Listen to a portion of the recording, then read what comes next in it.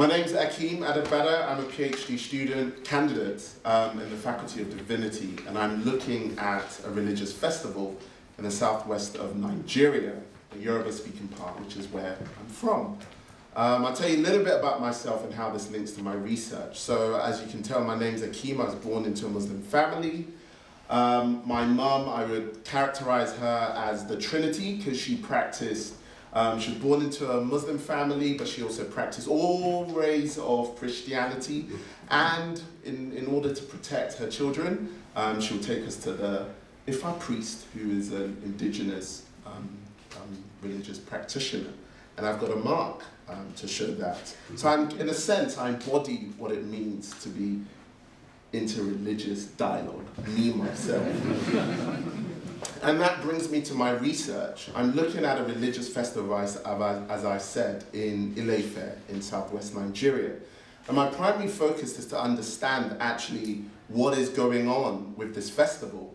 Because previously this festival would have been seen as a religious festival, an indigenous religious festival that celebrates Queen Moremi, who is now a goddess, an Òrìṣà in Yoruba tradition. But now with the new king who was installed in 2016, the king's very savvy and in a sense very modern and very aware of Islam and Christianity that in a sense are trying to drive out the demon in anything Yoruba traditional religion. So in a sense the king is finding ways and very strategic ways to negotiate these two positions.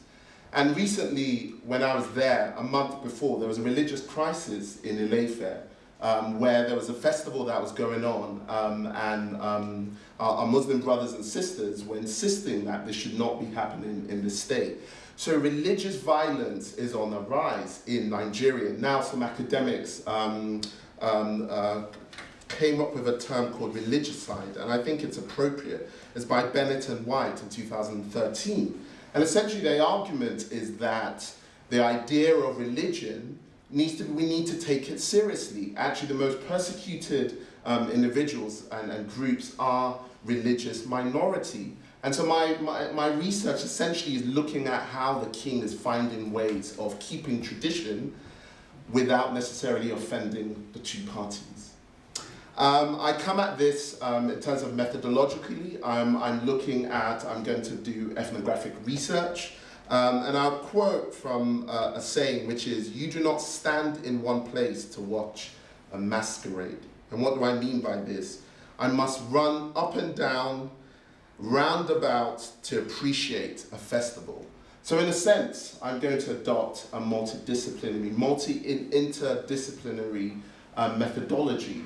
Though I'm a theologian, I'm going to conduct ethnographic work. I'm going to look at festival studies. And at the end, my aim ultimately is to contextualize, is to theologize. And why Ile-Ife? For the Yoruba, Ile-Ife is where they believe the humanity descended. It's where the gods came down from a chain and created the world as we know. And Ile-Ife has been termed the city of 201 gods, the city of 401 gods. And there's many gods running around. So it holds deep religious significance for any Yoruba person in our imagination of the city. So that's the reason why I've decided to conduct my research in that place where religion is a big issue. It's in the collective imagination.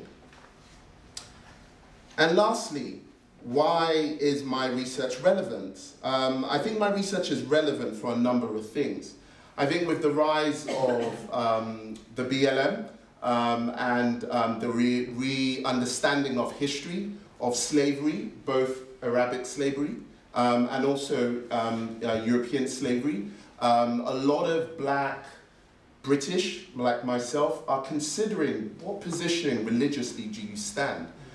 You know, because these two positions have oftentimes demonized everything about the African. Everything has to be thrown out.